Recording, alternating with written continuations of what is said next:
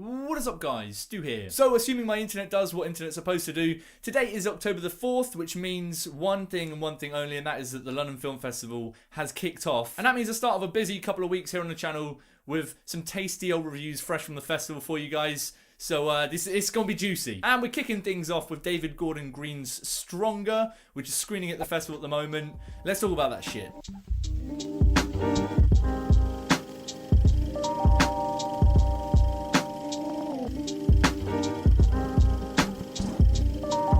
So Stronger, if you have not heard about it, is a true story of Jeff Bauman, who was a guy who happened to be at the finish line of the Boston Marathon at the time of the bombing back in 2015. I'm going to say he happened to be there. I mean, he was literally stood next to the bomb as it went off. So he lost his legs, and this is the film of him dealing with that and everything that happened after those horrific events. And so I was a little bit skeptical as to how this one would be. There's a lot of room to fuck some shit up here, but I'm very happy to say I actually really enjoyed this one. I thought it was a great little film. But again, one of those films where I don't think enjoyed is the right word, because it kind of just smacked my heart around like it's no one's business, and then was like, yeah, there you go, on your way. Have a wreck of a heart for the rest of your day. Oh, that rhymes. Maybe I should stop doing this and go into rapping. Or just never do that. Probably the better option there. So the film stars Jake Gyllenhaal as Jeff Bauman, and you guys know my thoughts on Jake Gyllenhaal at this point. In that I am bloody in love with the guy. I think he's fantastic in pretty much everything he does. I thought he absolutely lost himself in the role here. I don't think it's his best role, but I think it's probably going to be the role that ends up getting him a lot more awards recognition than his previous stuff, which is annoying because Nightcrawler was Nightcrawler.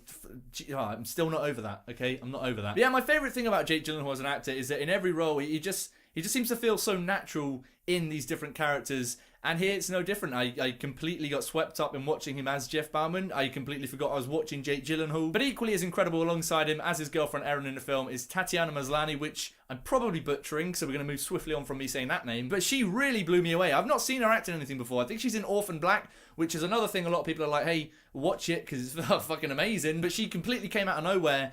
And she smashed this film. It was really, really powerful watching her in pretty much every scene in the film. Her alongside Jake Gyllenhaal, the two of them had this really fantastic chemistry together. You feel the love. You feel the love, which is essential in this film. But her character actually ends up holding a lot more dramatic weight in the film. And I was surprised at how much it ended up focusing a lot on her as opposed to just showing Jeff Bauman's story. And I really like that side of things, and I think she absolutely carried that side of things as well. I love watching her on screen. So yeah, you've already got two amazing central performances in the film, but add on top of that some really solid direction from David Gordon Green, and you're off to a winner here. And I'm genuinely surprised that he had this film in him. He's the same guy that brought us films like Your Highness and Pineapple Express.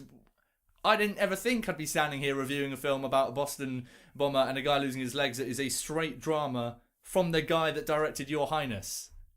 Who'd have thunk? As I said, it's quite a recent tragedy, so when you go into a topic like this, it's a very sensitive area, you got to be careful about how you go around it. I think he did a really good job overall here. It doesn't spend too much time focused on the actual event. It's only in about the first 5-10 minutes of the film, and then it quickly gets into everything after that. I think that's a really good move. It doesn't feel like it's starting to glorify the events or sensationalize it all. It just feels like they show the event and then they show the shit that it left for everyone after it. And I really like the way that it showed the impact of the events on various different relationships and characters in relation to Jeff Bauman as a guy. It would have been very easy just to be like, okay, he's lost his legs, let's make it this big story about him trying to walk again, and that's definitely an aspect of it, but it isn't really the central focus here. And there's also some really surprising elements in here which I didn't really expect to see. I kind of expected it to be just a story about a guy who's lost his legs, coming to terms with having lost the legs. But there's some other really interesting moral aspects to the story here. The main one of those that surprised me, and I thought was handled actually really well, is the fact that he's thrown into the limelight and has suddenly become this kind of,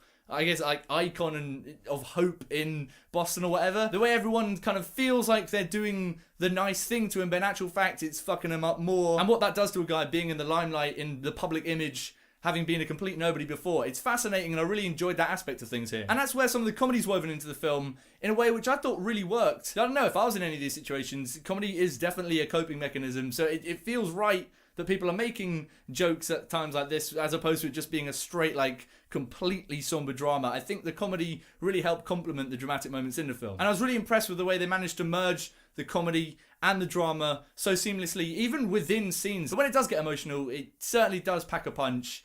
I know I cry at everything, but this did leave me weeping like a little baby. There is no denying that. Seriously, there's some smaller moments in the film which genuinely kind of floored me, and I was like, I am really struggling to keep tears in my face right now. Why are you doing this to me, film? Big scene in particular where he's talking to a guy that actually was there and saved him, and what that guy went through, and seeing other people's stories around that and how they connect to him. Holy shit. Yeah, that's that side of things.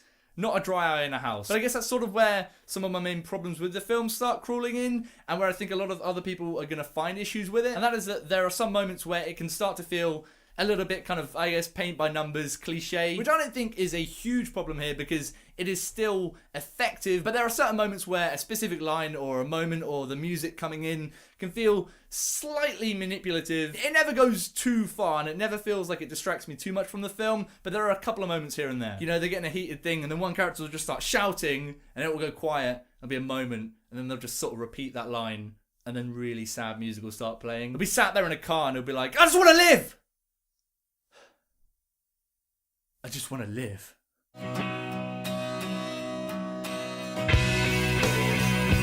And there are also some threads in the film where it starts to go down different conflicts and different relationships, which are there and I'm happy that they're there, but I kind of think I would have liked to have seen a little bit more of it. And at points I can feel like they sort of get dropped, like there's a certain conflict between the girlfriend and the mother that's getting really heated towards the middle and I was very much invested in and I wanted to see how it goes.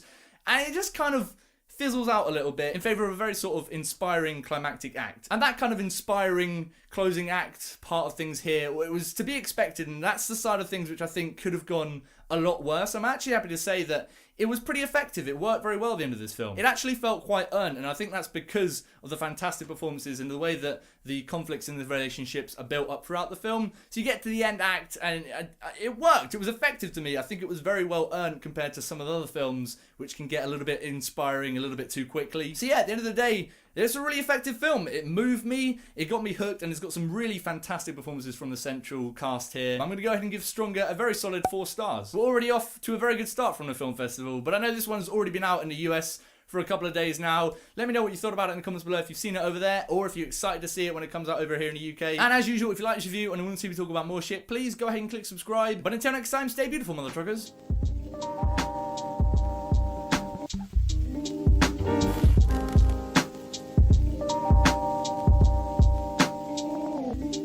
Goodness gracious, it's me again, just popping up somewhere over here is going to be a link to another playlist for the film festival this year. At this point, we're like 1 film in, so it's a bit of a small playlist, but it's going to be filling up with all the reviews from the film festival this year. So go ahead and click on there if you want to check out any other films that I reviewed from the festival this year. They're all going to be compiled there, because I'm just that kind. Just click it, just click the playlist. That's me done.